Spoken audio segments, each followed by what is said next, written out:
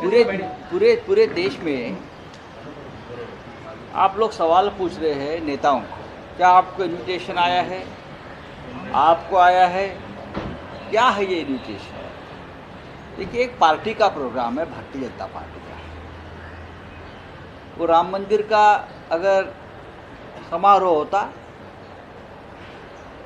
तो अलग तरीके से बन जाता, वो पवित्र था, वो श्रद्धा का विषय वहाँ आ जाता, लेकिन अब वो एक पार्टी का विषय बन गया है। सरकार है बीजेपी की यूपी में और दिल्ली में, तो मुझे लगता है प्रभु श्री राम को एक तरह से किडनैप कर दिया है। तो हम क्या बैठे हैं क्या इनविटेशन का इंतजार करके? जब उनका बीजेपी का प्रोग्राम खत्म हो जाएगा तो हम जाएंगे राम लल्ला का दर्शन करने। बीजेपी कौन होती है राम लल्ला का इनविटेशन देने वाली? भगवान खुद बुलाता है अपने भक्तों को और भक्त खुद पहुंच जाते हैं भगवान के दरबार में। तो ये बीजेपी का 2-3 दिन का जो एक पॉलिटिकल इवेंट है वो ख़त्म होने के बाद हम जाएंगे भगवान के पास। हमारा रिश्ता है प्रभु श्री राम से। ये जो लोग हैं जो राजनीति करना चाहते हैं या राजनीति कर रहे हैं, उनका ना राम से नाता है ना उनके विचार से नाता है। ये चुनाव का जुमला है। अब उनको कौन रोकेगा? तो जो करना उनको कर दीजिए। तो इनविटेशन की बात है, आपको आया क्या, आपको नहीं आया क्या, क्या करना है भाई? कौन जाएगा बीजेपी के इस प्रोग्राम को? ये बीजेपी का कार्यक्रम है, उनको करने दो। जानबूझ के नजरअंदाज किया गया क्योंकि सभी का योगदान, जैसे आप लगातार कह रहे हैं, जानबूझ के नजरअंदाज। मैं ये नहीं कहता हूँ, मैं बोला नहीं भारतीय जनता पार्टी का प्रोग्राम है। अपने पार्टी के प्रोग्राम में किसको बुलाना है नहीं बुलाना है ये उनकी मर्जी है। अयोध्या में जो हो रहा है वो भारतीय जनता पार्टी का कार्यक्रम है, वो कोई राम लल्ला के लिए नहीं कार्यक्रम कर रहे हैं। अगर ऐसा होता तो पूरे देश को निमंत्रण जाता, पूरे देश को बुलाया जाता। लेकिन ये अपने इंडिया के लोग कौन है, अपने चमचे कौन है, अपने ये कौन है, ये देख रहे हैं। भगवान के दरबार में, हिंदू संस्कृति में और संस्कार में ये नहीं होता। तो हम क्या यहाँ बैठे हैं या पवार साहब या और कोई बैठा है क्या इन्विटेशन का इंतजार करते? जाएंगे बाद। प्रभु श्री राम सबके हैं, जाना तो है हमको वहाँ। सर, इसके अलावा राहुल जी की भारत नया यात्रा का ऐलान कर दिया गया है। उसी दौरान चुनाव की शुरुआत होगी कि इम्पोर्टेंट चुनाव, आपको लग रहा है फायदा तो होगा? दूसरा क्या ये टाइमिंग आपको लग रहा है कि शायद बेहतर हो सकती है? और मुझे लगता है अब इसके ऊपर जैसे बीजेपी कोई भी जो अगर कार्यक्रम करती है, जैसे राम मंदिर का है, चुनाव को देखते हुए किया है। देश की ज़रूरत है इस प्रकार की यात्रा निकालना। इस देश में से सत्य और न्याय पूरा तरह से खत्म हो गया है। जब राहुल जी ने पहली यात्रा निकाली थी तो भारत जोड़ो यात्रा, भारत जोड़ने का काम किया, लोगों के मन जोड़ने का काम किया, समाज को जोड़ने का काम किया। अब इस देश से संविधान, न्याय, सत्य ये बचाने का काम करना है। और इसीलिए वो संकल्पना लेकर राहुल गांधी भारत न्याय यात्रा पर चल रहे हैं, तो हम उनका स्वागत करेंगे। मैं नहीं मानता हूँ कि उनके सामने कोई चुनाव की मंजिल है या और क्या है।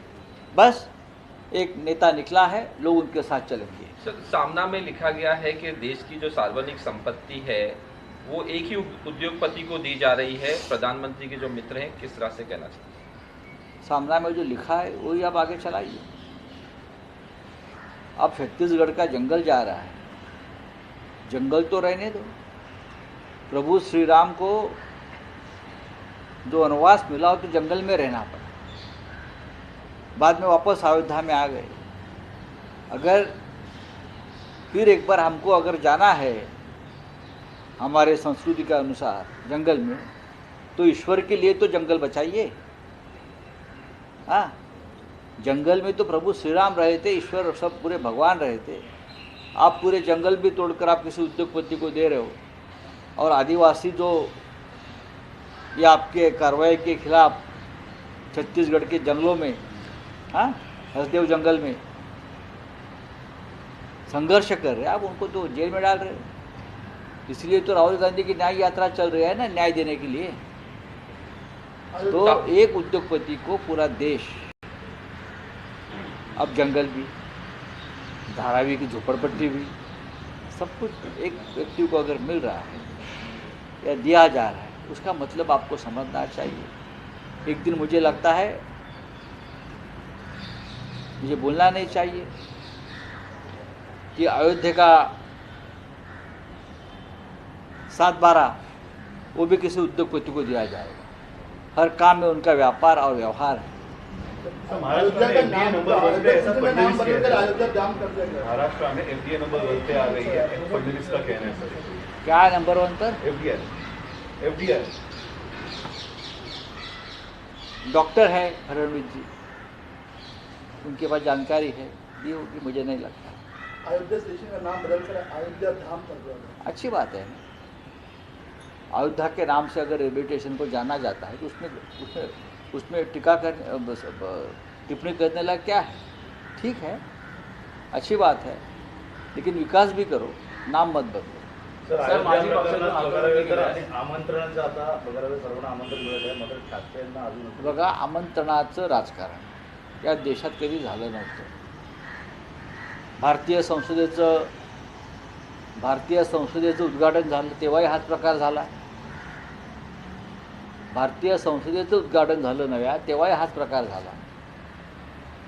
आता राम मंदिराच्या बाबतीत अयोध्येत हेच सुरू आहे। हे सगळे सोहळे एका पक्षाचे आहेत, हे देशाचे नाहीत, याला राष्ट्रीय स्वरूप नहीं है। अगर इस प्रकार से कोई कार्यक्रम होता तो त्याला एक राष्ट्रीय स्वरूप आना चाहिए। ये राष्ट्र को समर्पित है, चाहे देश की नई संसद हो, चाहे अयोध्या का राम मंदिर हो। देश के स्वतंत्रता संग्राम में जिसका इतना भी योगदान नहीं है, जिसे हमारे मराठी में कवड़ी भर बोलते हैं, 4 आने का योगदान नहीं है, वो हिंदुस्तान की संसद का उद्घाटन करेंगे या बनाएंगे? अयोध्या के संघर्ष में जिसका योगदान नहीं है वो आज सबसे आगे है। राजनीति ऐसी होती है, और हम मानते हैं कि जिसकी सत्ता है वो इस प्रकार के काम करते आए हैं। भारतीय जनता पार्टी को अगर लगता है वो बहुत पवित्र काम करने जा रहे हैं, नहीं, ये देश का संस्कार और संस्कृति उसे मान्यता नहीं देती। अयोध्येमध्ये जाण्यासाठी काही जण योगदान म्हणून काही ना काही पाठवत आहे, कोण अगरबत्ती तर काही लाकडं तर काही दिवे, अशा गोष्टी आता अयोध्येमध्ये पोहोचलेल्या आहेत। आम्ही आमचं रक्त दिलेलं आहे। शिवसैनिकांनी रक्त, घाम आणि अश्रू दिलेले, बलिदान दिलेलं, एक लक्षात घ्या। आता जे काय देत आहेत हा भारतीय जनता पक्षाची ही प्रचार यंत्रणा आहे।